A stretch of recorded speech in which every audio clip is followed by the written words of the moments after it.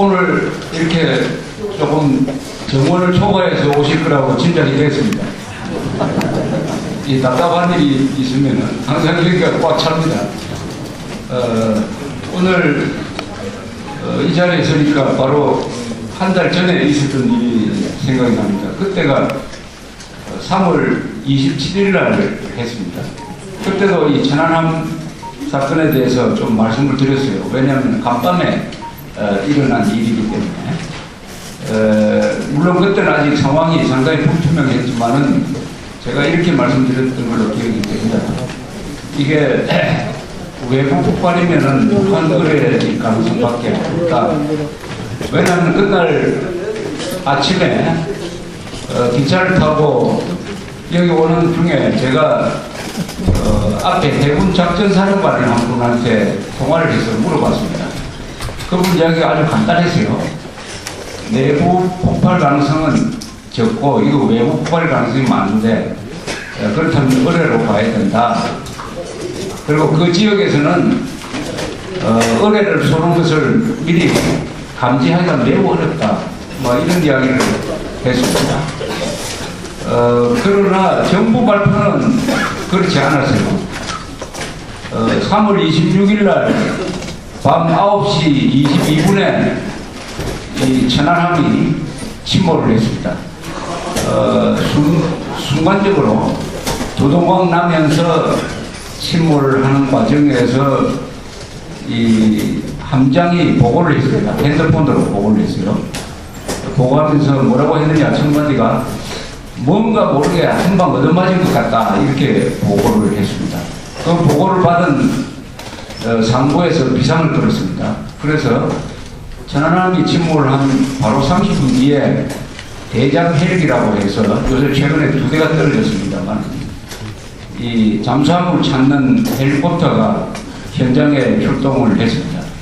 또 근처에 있는 이 공군 이 비행장에도 출동 명령이 내려서 이 조종사들이 비행기를 타고 있다가 1시간 한 10분쯤 지나서 출격을 했습니다.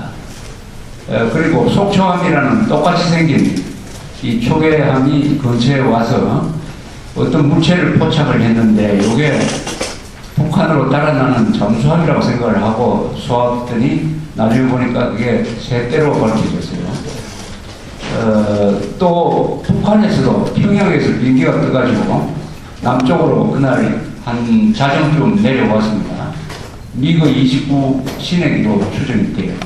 이런 일이 그 바다에서 벌어지고 있었습니다. 아주 실전 상황이죠.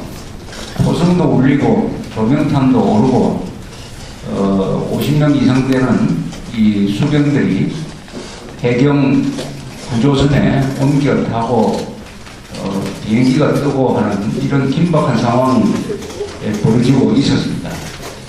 그래서 많은 사람들이 그 뉴스를 보고 이건 북한 소행이라고 생각을 했는데 의외로 아주 예상 밖으로 청와대에서 나온 보고가 아주 그렇지 않았어요.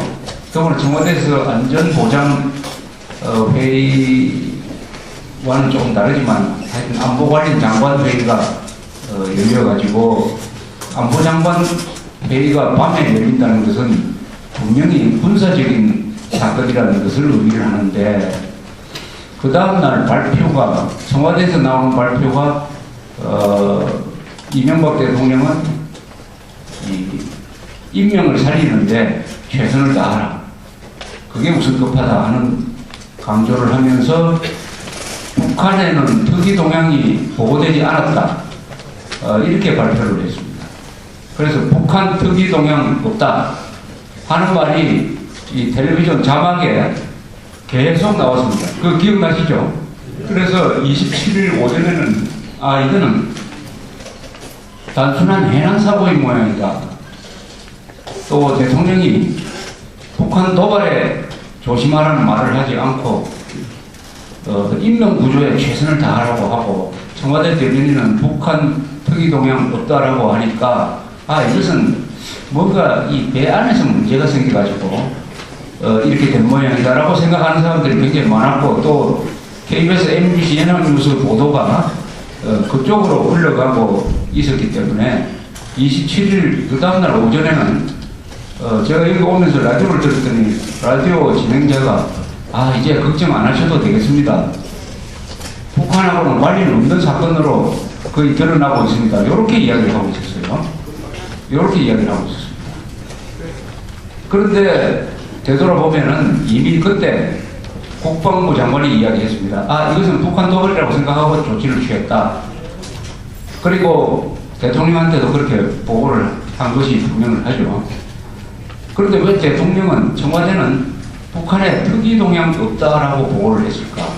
그래서 국민한테 왜 북한 청와대와 대통령이 국민들한테 그런 현실과 너무나 동떨어진 마치 해난 사고가 일어난 것처럼 배가 하나 그냥 사고로 충돌해서 부서진 것처럼 같은 이런 보고를 했을까 하는 게 미스테리예요. 미스테리. 그런 어떤 사건의 최초의 보고가 굉장히 중요합니다. 어떤 사건이 났을 때 최초로 이 사건의 성격과 원인을 밝히는 이 첫 대국민 보고가 그 사건의 성격을 결정을 하고 그 사건을 처리하는 방향을 결정합니다. 그런데 북한에 특이 동향이 없다. 이걸 계속 강조를 하니까 우리 국민들도 처음에는 긴가민가 하다가 이게 북한과 관련이 없는 모양이다라고 생각을 하는 경향이 한 3일, 4일 정도 갔습니다.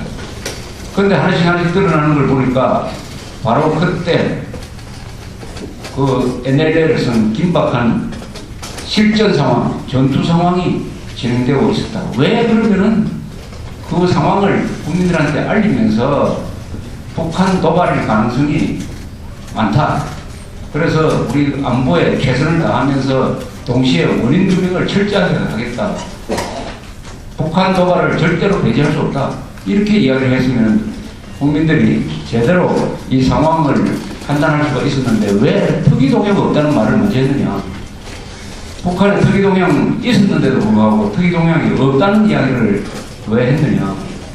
그 다음에 가면은 대통령과 청와대에서 계속 나와가지고 뭐라고 이야기하느냐 하면은 북한 개입 증거 없다. 이 이야기를 합니다. 북한 개입 증거가 계속 나오면은 그 다음에 예단하지 말라. 또 이렇게 이야기해요. 이런 말을 하는 게 한 20일간 계속됐습니다. 그러다가 지난 4월 15일 날 한미 대의 한 40%가 잘려가지고 물속에 있는 걸 끈져 올리니까 이건 누가 봐도 을에 의해서 두동강이 된 거다 하는 것이 확실하니까 비로소 대통령과 청와대의 말이 이렇게 달라지게 된 것입니다. 이것이 이번 사건 지난 한 달 동안에 있었던 그 흐름에서 매우 주목할 만한 일이고 이것은 왜 이런 이상한 현상이 일어났느냐 하는 것을 우리가 하나씩 짚어보면서 좀 따져봐야 됩니다. 따져볼 걸 따져보고 그래서 그 전후 과정을 제가 좀 설명을 드리려고 해요. 이 사건은 바다 속에서 일어난 것입니다. 수심 40m. 그런데 이 바다에 대해서 모르는 사람들이 참 많습니다. 특히 이 기자들이나 정치인들은 바다 밑에 대해서 잘 몰라요. 40m 되니까 금방 그 장수부가 내려가서 건져 올리면 될 텐데 왜 그 머뭇머뭇거리느냐고 막 그 공격하는 사람들이 많았습니다. 수심 40m는 산으로 치면은 한 4,000m, 5,000m 올라가는 것보다 더 힘들죠.